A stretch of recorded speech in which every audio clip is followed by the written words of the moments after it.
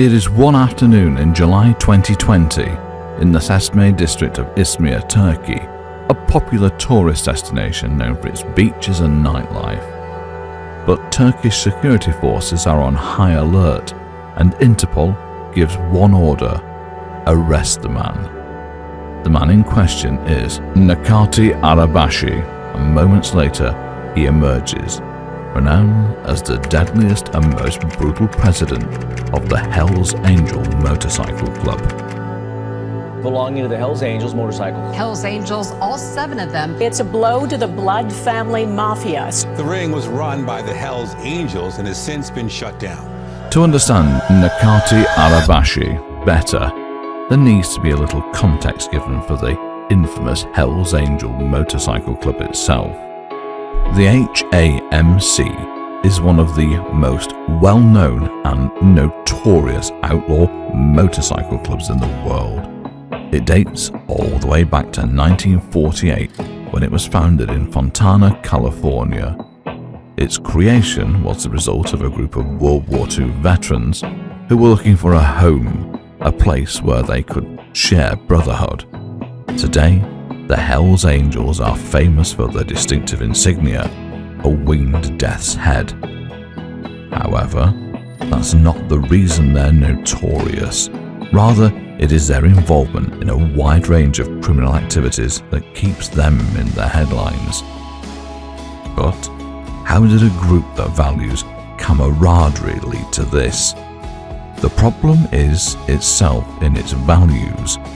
The club's structure, secrecy, and strong loyalty among members made it an effective organization for illegal activities, including drug trafficking, arms dealing, and prostitution, and that led to their clash with law enforcement agencies. Now, back to the story. Introducing Necati Arabaci, born in Germany in 1972, a criminal-minded individual who established himself as a powerful figure in the red light districts of German cities. He started off with humble beginnings, but was exposed to a life of crime very early on, which allowed him to carve his own niche in the criminal underworld. By the early 1990s, he was already in contact with Hells Angels bouncers in the city of Cologne. That initial introduction with the right people thrust him into a world he could never turn back from. All those bouncer connections came to use. It wasn't long before he made a name for himself, and then reigned control over nightclubs and prostitution rings in German cities, making him quite the influential individual. One of the most notable brothels he operated was Colosseum in Augsburg, but he wasn't a one-trick pony, as his influence extended beyond Germany. In fact, he established operations both in Mallorca and Frankfurt, but the sneakiest way possible, he posed as a fruit dealer to conceal his criminal enterprises. People were wary of him for good reason. His operations were known for their ruthlessness, employing violence and intimidation to maintain control over his businesses and the individuals working within them. Arabaci was deeply involved in human trafficking, going as far as to bring unwilling women from abroad and forcing them into prostitution. If that wasn't bad enough already, his brothels were infamous for the horrible working conditions and the mistreatment of the workers. And that too was just the tip of the iceberg. Arabaci's corruption flowed deeper than that, as he wasn't shy about engaging in extortion and racketeering. In fact, he regularly used threats and violence to extort money from businesses and individuals, solidifying his presence in the criminal underworld. It wasn't long before he rapidly started climbing the ranks in the notorious organization, reaching a leadership position in the early 2000s. Hells Angels recognized the skill set the man possessed, with his ability to effectively manage and expand multiple criminal enterprises. He was feared and respected at the same time, becoming renowned as the deadliest leader Hells Angels had ever seen. That is, until the German authorities caught a whiff of his illegal activities. To be specific, the German authorities planned a crackdown on the extensive drug trafficking rings in Germany. Various law enforcement agencies, including the German police and even international agencies, put their heads together and carried out the operation. And amidst the crossfire, Necati Arabaci became a target. It was his first brush with the law, but definitely not the last.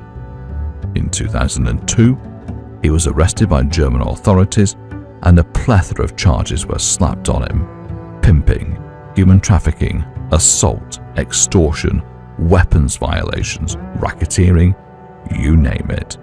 In his 2004 trial, he confessed and admitted to all the charges, leading to his heavy sentence of 9 years in prison. But that didn't mean his criminal activities ended there. If anything, they only grew more prominent. Despite being in jail, Arabaci reportedly continued to manage and coordinate drug trafficking operations, using his connections and influence in the criminal underworld to his advantage. But of course, the question arises of what primary communication methods he would use for these activities. Arabaci dabbled in various covert methods to communicate with his associates out of prison, which included utilizing coded messages, contraband cell phones, and other forms of illicit methods.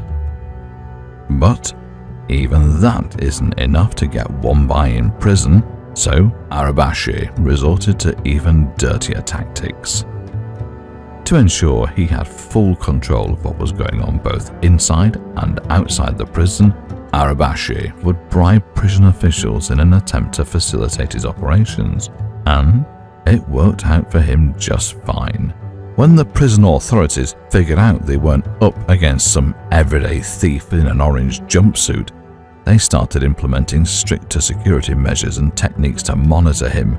They even made a last-ditch effort to introduce rehabilitation programs to him, hoping he could see the error of his ways. The success of the Colosseum brothel in Augsburg proved that none of their measures were effective enough, as Arabaci puppeteered his criminal enterprises with much ease, even while he was locked inside a cell. But he did more than just resume his criminal activities outside. No, he was equally as dangerous while he was inside. While detained in his cell, Arabaci allegedly conspired to kill the prosecutor working against him, going as far as to hire an Albanian hitman from Duisburg to carry out the plot. Luckily, the police had already installed surveillance in the visiting room, and his plot was foiled before it could come to fruition. The prosecutor was assigned bodyguards and police protection, escaping from Arabaci's clutches. However, the officials would not let go of this transgression so easily. Once the recordings of the visiting room conversations were obtained, Arabaci faced additional prosecution with the aim of securing Sicherungsverwahrung, or indefinite detention for highly dangerous criminals. But, with how luck may have it, a mistranslation of some transcripts was discovered, leading to Arabaci's acquittal. The whole 9 years of his sentence hadn't passed, but Arabaci was eventually released in 2007, but that didn't mean he was let off lightly, as he was deported back to Turkey in 2008. That also didn't mean his activities ceased in the slightest, as now he was back in his homeland, ready to start his new chapter of terror. If anything, Arabaci's turn to Turkey was seen by many as a strategic move to escape the increasing pressure from German law enforcement. His time in Germany only solidified his experience in the criminal industry and allowed him to maintain a significant influence within the Turkish criminal underworld. And here's the interesting part. His departure from Germany was not permanent, as he was reported to have entered and exited Germany many times using a fake Bulgarian passport. This, of course, cannot be accomplished by a normal man with no resources, but Arabaci was no normal man after all.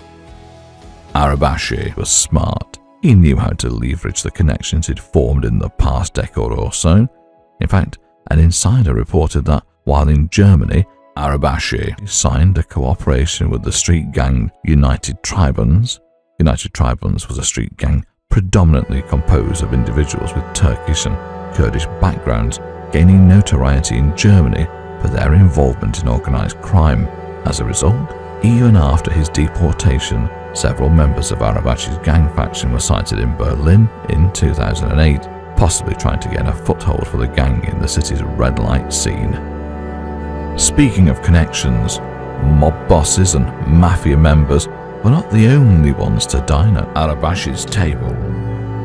Rather, it was speculated that Arabaci had connections with political and economic elites as well.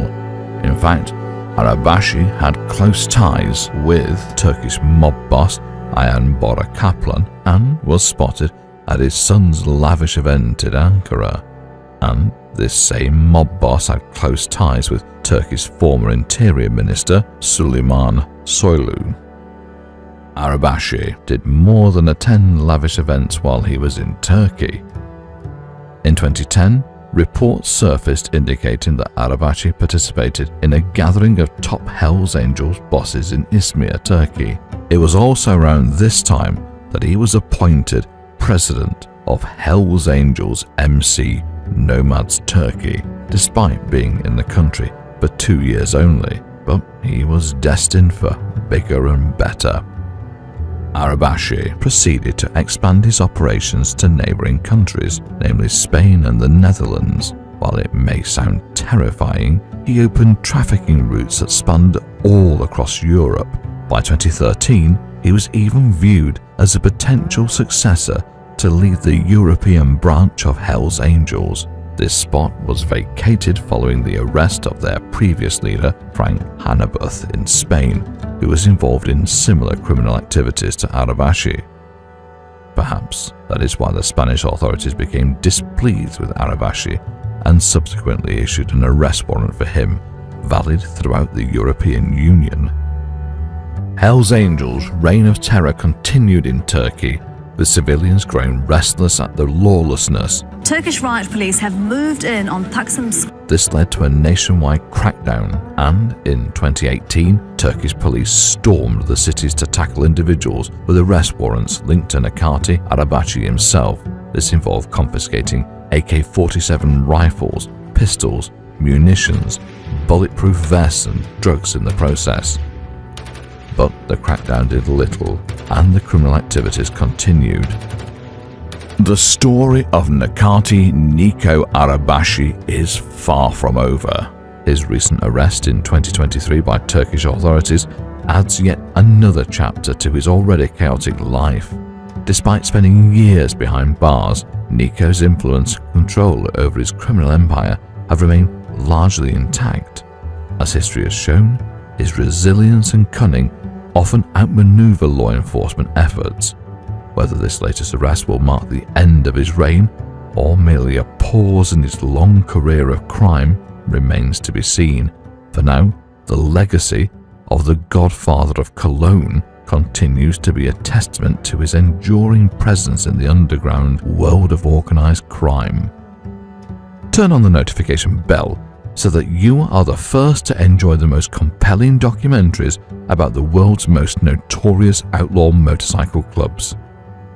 If you enjoyed this video, then click here for another video delving into the inner world of another notorious outlaw motorcycle club.